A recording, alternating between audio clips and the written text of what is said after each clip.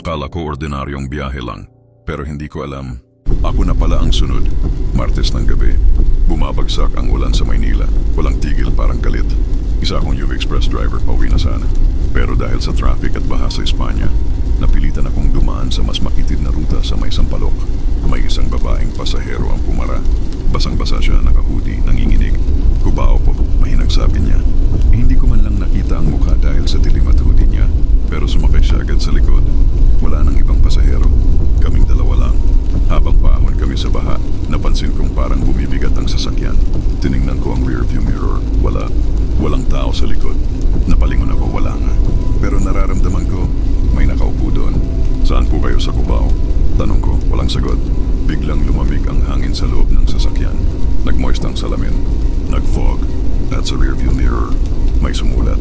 Huwag kang huminto. Kinilabutan ako. Nanginginig ang mga kamay ko sa manibela, pero wala akong balak tumigil. Hanggang sa biglang huminto ang makina. Tumirik. Sa gitna ng baha, tinangka akong buksan ang cellphone ko para tumawag ng tulong. Walang signal, walang ilaw, ulan lang at katahimikan. Hanggang sa may marinig akong kaluskos sa likod. Parang may bumababa ng sasakyan. Tumingin ako sa side mirror. May aninong babae. Lumalakad sa baha, pero hindi siya tinatangay ng agos. Parang lumulutang. May sinundan siyang bahay. Luma, abandonado. Wala akong maalalang bahay sa kalyeng yun. Biglang naalala ko, balita isang linggo na ang nakalipas. May babaeng nalunod sa UV Express. Nasiraan daw sa gitna ng baha. Naiwan siya. Walang naka-rescue.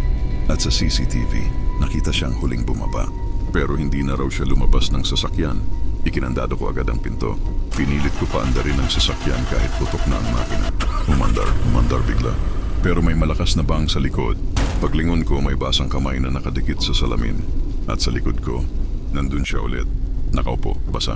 At pabulong na nagsabi, Ikaw na ang susunod.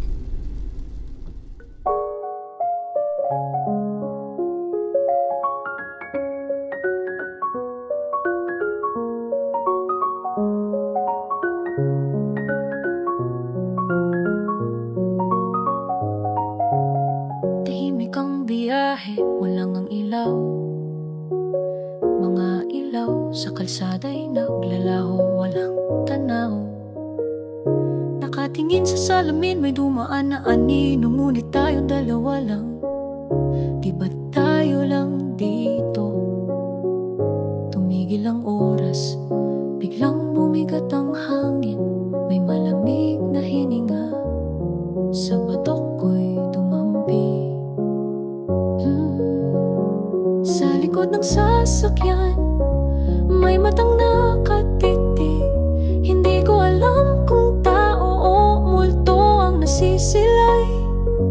Kumakapit ang dilim, hindi ko marinig. Ang tibok ng puso ko'y parang may sumusubaybay.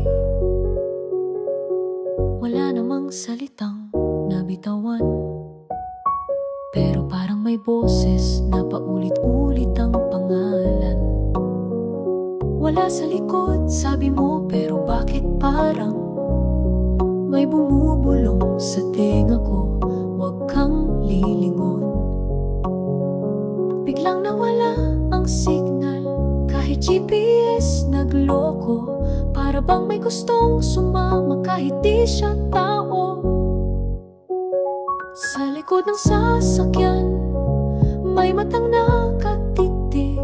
Hindi ko alam kung tao o multo ang nasisilay. Kumakapit ang dilim, hindi ko marinig. Ang tibok ng puso ko'y parang may sumusubaybay. Kung makakarating man tayo, tingnan mo muna kung ilan tayong bumaba.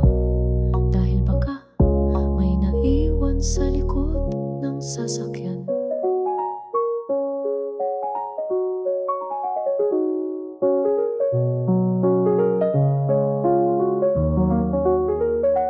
Sa likod ng sasakyan, may matang nakatitig.